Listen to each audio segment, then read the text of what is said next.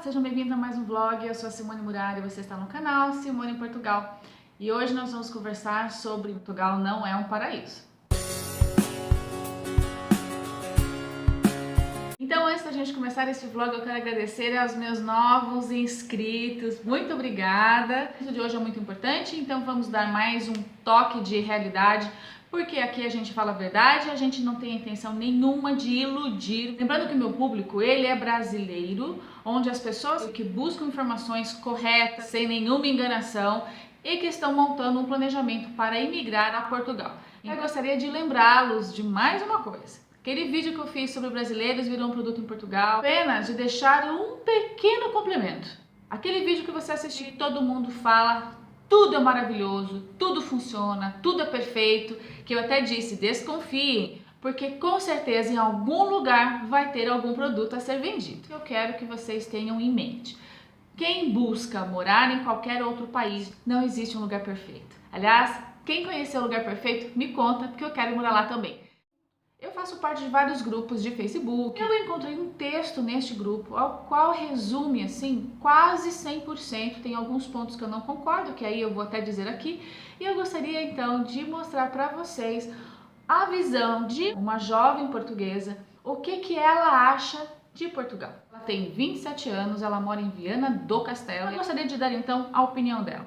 Portugal é um país lindo, lindo sim, claro, aqui nós temos de tudo, nós temos praias, nós temos lagos, nós temos mar, montanha, neve e tudo em um pequeno espaço de quilômetros. É isso mesmo, eu já inclusive fiz alguns vídeos aqui, tantas belezas naturais que Portugal tem. Nas grandes cidades como Porto, Lisboa, há sempre trânsito também, desesperadamente nas horas de movimentação de casa, trabalho e vice-versa. Já ao redor, no subúrbio, vive-se muito melhor, com uma vida muito mais tranquila.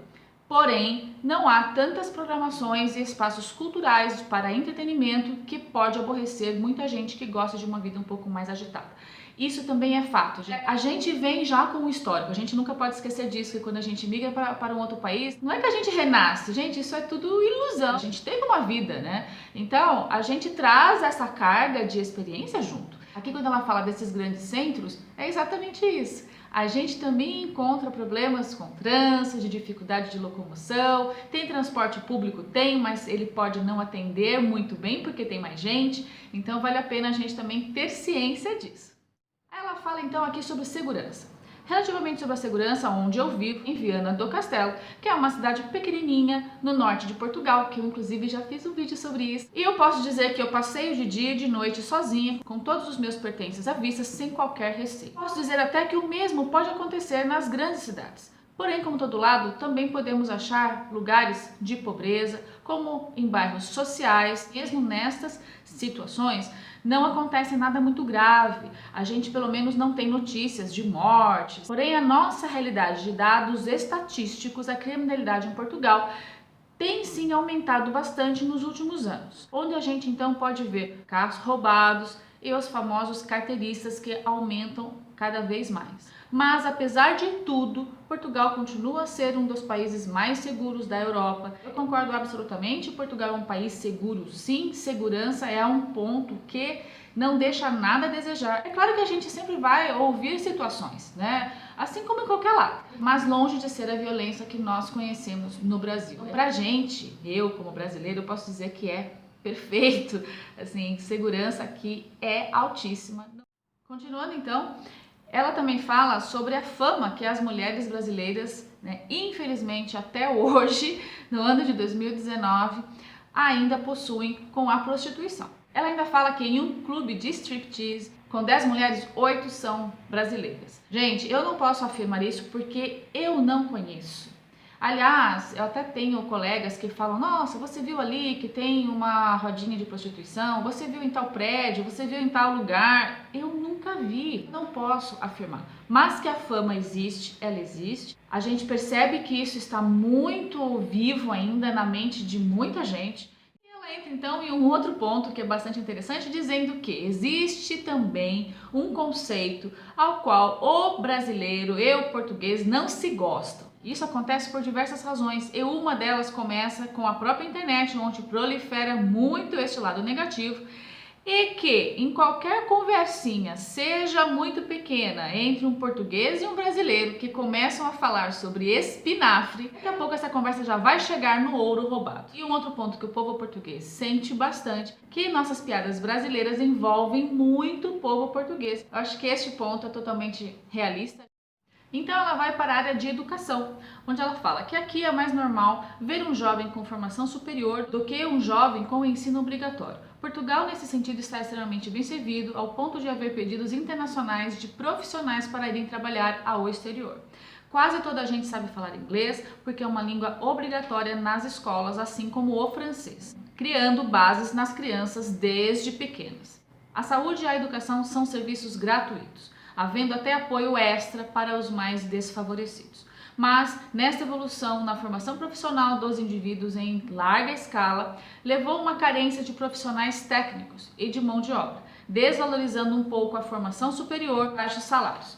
Neste ponto eu tenho uma certa discordância. Acho que tem muito mais jovens aqui que se formam, que vão à universidade, mas existe também um grande número que não vai. Por que isso? Vamos lembrar que aqui a universidade mesmo pública, ela não é gratuita. Ela não é absurdamente cara, mas ela não é gratuita. Então não são todos que têm condição de ir à universidade. Muitos precisam ir para o mercado de trabalho.